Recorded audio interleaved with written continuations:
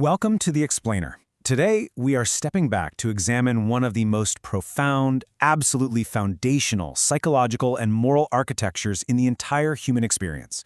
We are talking about the unbreakable bond between a mother and child.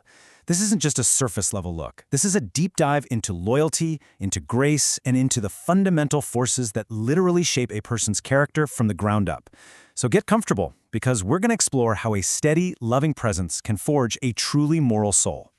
Right off the bat, let's look at this fascinating thought experiment. Would someone betray their mother for any amount of money? Now, you might be wondering why would even ask this? Well, psychology and real-world behavior actually reveal that for a truly moral person, the answer is a resounding absolute no. And it all comes down to a deep internal realization. When a deeply rooted person reflects on their life, their internal monologue goes something like this. My mom has been good to me my whole life. When I look at her, I see someone kind, gentle, and steady, someone who tries her best and never turns on me. They recognize that they've grown into a lot of those qualities themselves. They're proud of the person they've become, honorable, kind, strong, and guided by a moral code. They share a deep goodness and empathy with her, and they are incredibly grateful for the way she shaped them. Because of that profound gratitude, they realize, I love my mom and I would never betray her, not for any amount of money. The psychological foundation of this loyalty is incredibly deep, rooted in a literal lifetime of quiet sacrifices. Okay, let's dive into this. Section 1. The bond beyond currency. The psychological reality of deep attachment. Research into human attachment and moral decision-making points to something incredible. Family loyalty is arguably the absolute strongest human instinct we possess. Now think about how the world usually works. The world operates on what we call transactional love. It constantly demands performance from us, it keeps a strict ledger of who owes who, and it is highly conditional. But maternal grace? That operates on a completely different axis entirely. When a child is raised by someone who is steady, gentle, and kind, they encounter a love that doesn't ask for a receipt. It doesn't ask for repayment. It is this profound, unconditional presence that simply says, I chose you. And you know, this creates an unbreakable baseline for how a person understands their own self-worth in the world. It sets the foundation for a life where love is recognized as a steady anchor, rather than just some temporary transaction that can be bought or sold. Now, what's really interesting about this slide is that the psychological reality of this bond is just staggering. Studies on moral decision-making actually reveal that the human brain processes family betrayal as a violation of a person's very own identity. It's like a short circuit to the self. A deeply rooted moral individual point-blank refuses to harm their mother for money because she literally represents their origin, their absolute safety, and their moral grounding. To betray her would be to betray the very foundation of who they have become.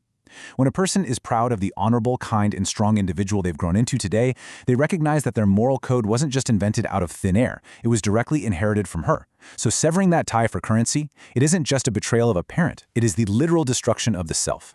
And this brilliantly illustrates that point. Think about every meal prepared, every late-night comfort when a child was sick, every dream quietly set aside by a mother. These are not ledger entries. They're gifts freely given, not loans waiting to be repaid with interest. When a child truly comprehends the sheer magnitude of this reality, when the light bulb finally goes off, a profound psychological shift occurs. All that childhood entitlement completely vanishes, and a deep, lifelong gratitude takes its place. This is the exact moment a person recognizes that their own goodness, their own capacity for deep empathy, was nurtured by a mother who tried her absolute best, day in and day out. It's a shared goodness, cultivated over thousands of quiet, steady acts of care that were never, not even once, invoiced. Let's move on to Section 2. The fragility of mothers, acknowledging the invisible weight. So, mothers are so often viewed as these unbreakable pillars of strength, right? But the truth is, cultivating great empathy for the women who shaped us is a fundamental duty of living a moral life. Let's pause to really look at these magnified words. Behind a mother's strength is a lifetime of sacrifice, sleepless nights, and quiet prayers. Acknowledging these hidden burdens, really seeing them, is truly the first act of returning her love. It is the profound realization that she tries her best, day after day, and has never turned her back, even when things were incredibly difficult.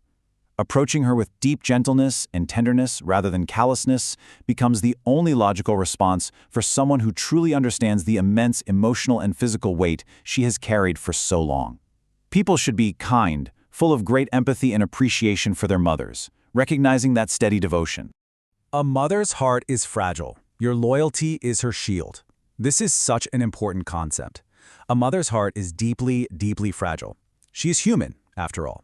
She is not invincible, and she feels pain intensely when she is mistreated or forgotten. When a person fully internalizes this reality, they understand that their unwavering loyalty, their consistent presence, and their gentle respect act as a necessary, unbreakable shield, protecting that fragility. It is a profound, beautiful recognition that the woman who spent her entire life protecting her child now requires that exact same fierce, tender protection in return. Which brings us to Section 3, the heavy cost of apathy, how carelessness damages a sacred bond. Sadly, we have to look at the darker reality of human behavior, where familiarity too often breeds a tragic carelessness. Rifts between a mother and child rarely start with massive, catastrophic events. No, they begin with these everyday cruelties: a rolled eye, a sharp tone, a dismissive comment, prolonged silence. When a person lacks empathy, it is dangerously easy to fall into a terrible pattern of callousness, scapegoating, and unfair blame. And these actions act as a slow poison to the relationship. Hatred, apathy, and a lack of empathy erode trust and leave deep, invisible scars on a mother's fragile heart. It is a painful, heartbreaking irony that individuals can become distant and deeply cruel toward the very person who has literally never given up on them. So, the crucial point here is that no mother should ever have to bear the pain of being consistently overlooked, heavily scapegoated, or endlessly blamed by the child she gave absolutely everything for. Her love might feel inexhaustible to the child, like an infinite well, but the emotional toll of apathy is immense. When she is met with cruelty or a profound lack of empathy, the damage is just staggering. Her love can feel infinite, yes, but love unacknowledged eventually grows quiet. Distance takes root right where closeness and warmth once lived. It is a profound tragedy when a child becomes callous and cold to the gentle, steady heart that originally taught them how to love in the first place. Section 4. The Art of Sincere Apology. Crossing back over to where she is. But here is the good news. Broken bonds can absolutely be healed. However, repairing a mother's pain requires a person to completely drop their defenses. It requires stepping entirely away from the ego and embracing the absolute vulnerability necessary to mend what was fractured. As you'll see, the anatomy of a real apology is methodical, and it is uncompromising. First, one must acknowledge the specific harm caused. Second, all justifications and excuses must be removed, literally no exceptions. Third, a person must listen without interrupting, embracing deep, sincere empathy for her pain. And finally, those words must be backed up by a steady, undeniable pattern of actual changed behavior. An apology is the super glue of life. It can repair just about anything. I love this quote. This warm insight reminds a person that an apology is just the first step toward reconciliation. It opens a door that distance and cruelty threaten to permanently close, allowing a person to cross back over to where she is. Crucially, healing this bond allows an individual to return to the moral code and shared goodness their mother originally instilled in them. It's about finding their way back to the honorable, kind person they were raised to be. And we have to recognize that there is a vast, vast difference between passive regret and genuine remorse. Passive regret is simply the internal ache of knowing something went wrong. It sits quietly, it stews, and it changes absolutely nothing. Genuine remorse, however, that is an active, daily decision to feel the relationship with honesty and courage. A person of true character moves from simply feeling bad to actively choosing their mother's dignity over their own ego every single day. It is the conscious, beautiful choice to step back into a relationship of shared empathy and deep appreciation. Let's move to Section 5 and see how this builds. The Architecture of Heroes, the mythic blueprint of a moral soul. A strong, kind mother literally forges a hero. Think about it. A person who is honorable, kind, and strong doesn't just become so by accident. A mother provides the very first moral compass, teaching kindness and fairness by daily example. Her love acts as emotional armor against the world's despair. When someone really reflects on this, they realize they have grown into these very qualities themselves. They become an honorable, kind, and strong individual, guided by the exact moral code their mother laid down. Because she favored softness and gentleness over tyranny, they learn true humanity. And naturally, protecting her, honoring her tenderness, becomes a moral person's very first and most important mission. As we can see mapped out here, a mother's love creates a profoundly strong psychological center. This unbreakable core is built on moral lineage, emotional invincibility, compassion, and fierce loyalty. Now, moral lineage means carrying forward the specific virtues she practiced daily. Emotional invincibility doesn't mean a person never feels pain. Rather, it means they have an unshakable inner sanctuary of love that prevents them from being destroyed by the world's cruelty. This is a core that literally cannot be bought, it cannot be corrupted by power, and it certainly can't be traded away for any financial gain. It keeps the individual permanently grounded in shared goodness and deep empathy. A mother who actively chooses to grow, to become kinder, more gentle, and more morally grounded for her child, creates an incredibly rare legacy.